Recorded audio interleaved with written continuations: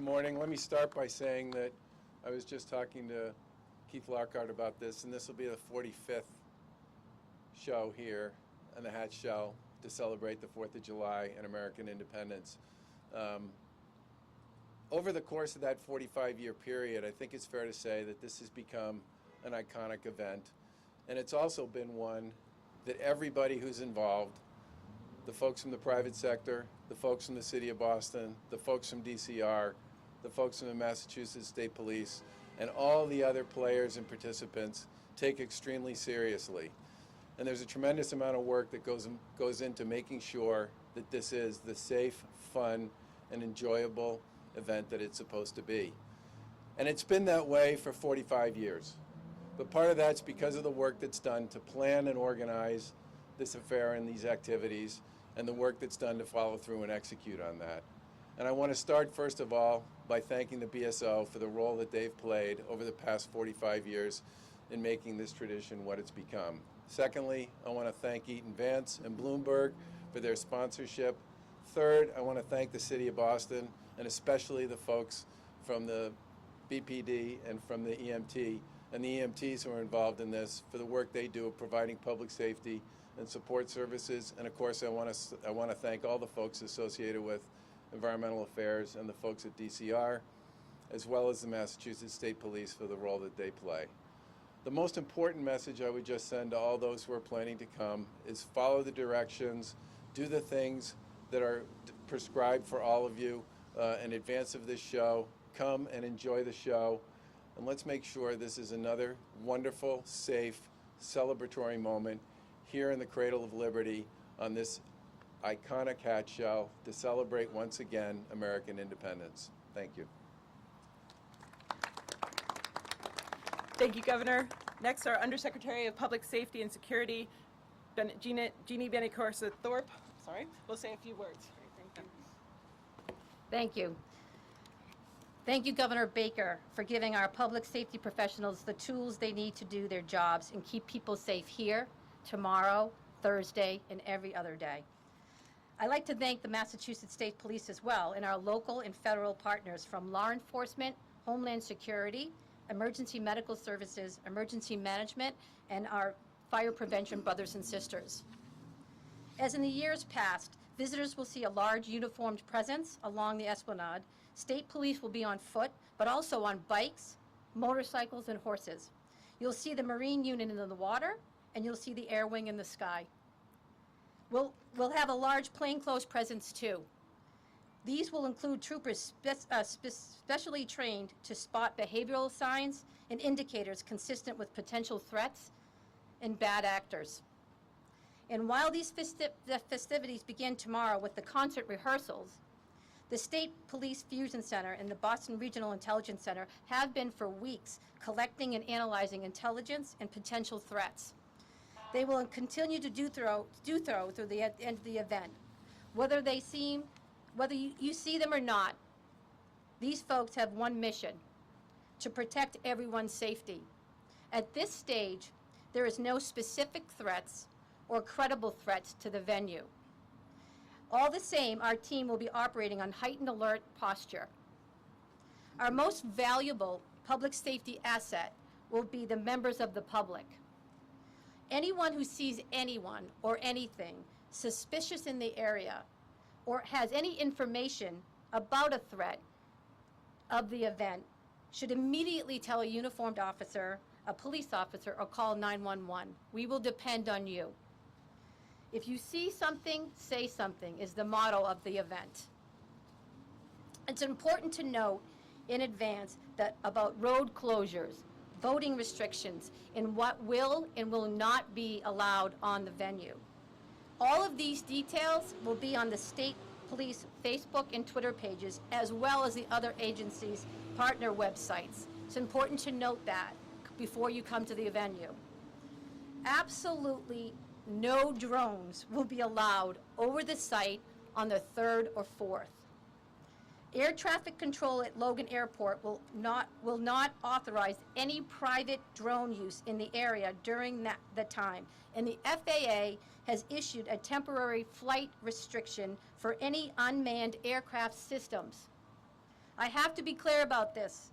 The use of civilian drones in the area surrounding the Esplanade will be illegal and could expose the operator to the drone to state and federal charges. It's very important for the public to understand that. Additionally, the possession and sale of fireworks to individuals is unlawful in Massachusetts, not to mention dangerous and even deadly without properly trained. Our shared goal is to maximize security and minimize the threats for visitors, staff, and the musical program. We also want to promote a fun, friendly, family atmosphere.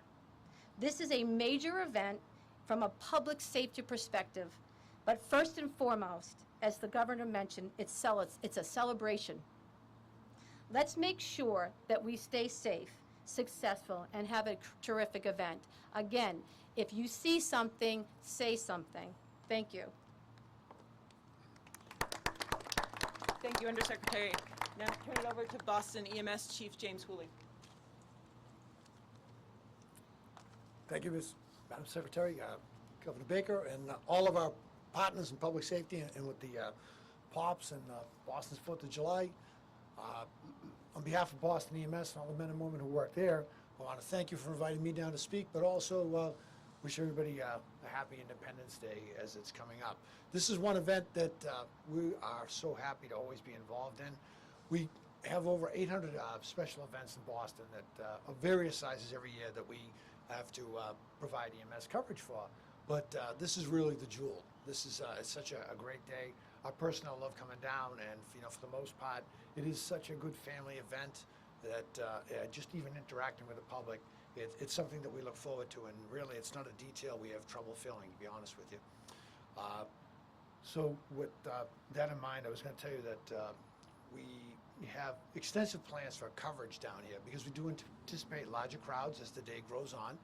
We're going to have over 100 additional EMTs and medics assigned, not just along this area here, but also augmenting with additional ambulances downtown and the approaches around here, but also our neighborhoods, because this is, after all, not just an event down here. It's a citywide, it's a national event. So we step up our posture citywide, so we'll have plenty of reserves to bring down here should we ever have to do that.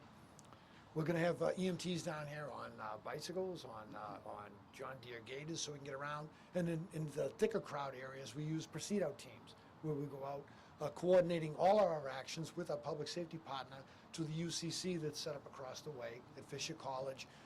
There's great grid maps that have been created by emergency management and all the planning folks down here, so that it's pretty easy for us to locate folks down here if there's an emergency. We'll also have folks out on the water for the viewers there. And of course, our partners, Cambridge Fire and the other towns surrounding us, they've all beefed up their plans to provide emergency medical coverage on the Memorial side, the Cambridge side of the event. The best medicine and the best advice I can give is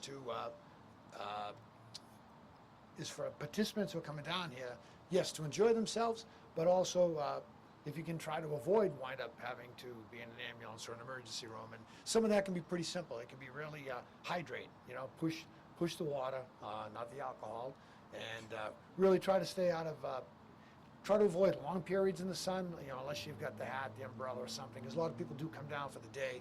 But, grab some shade, grab some respite, pace yourself there so that you don't become a victim of the heat. We're looking at maybe 90-degree temperature, thank God for a change. But it's something that you have to be mindful of. If you have any problems, there's going to be plenty of us down here, plenty of public safety, police, fire, EMS. We'll all be wearing the fluorescent yellowish green things. Just come up and ask for help, and we'll direct you to the nearest EMS tent, or we'll send somebody out to you. Footwear, we'd be surprised. A lot of people don't realize how much walking there is down here. A lot of minor things are foot-related injuries. So little things like that you can do to prevent yourself from becoming a patient. And just lastly, if you're not feeling well, you maybe just getting over something. If you think it's too much, I understand it's going to be broadcast on TV and on Bloomberg. So maybe that's your year to sit it out and watch it on TV. But otherwise, we hope to see everybody down here, and we look forward to a great event. Thank you. Thank you very much. And Now I'll turn it over to Transit Chief Kenneth Green. Thank you. Thank you. Good morning, everyone.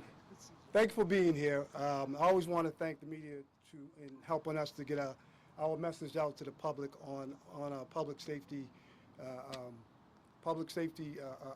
things as well as transportation things. In a couple of days, there'll be several 100,000 spectators coming from New England as well as the world onto the Esplanade to get a first-hand view and to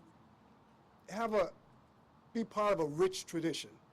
It is our hope that the vast majority of those spectators heed the wise advice of public officials and utilize the MBTA transportation to get to and from the show.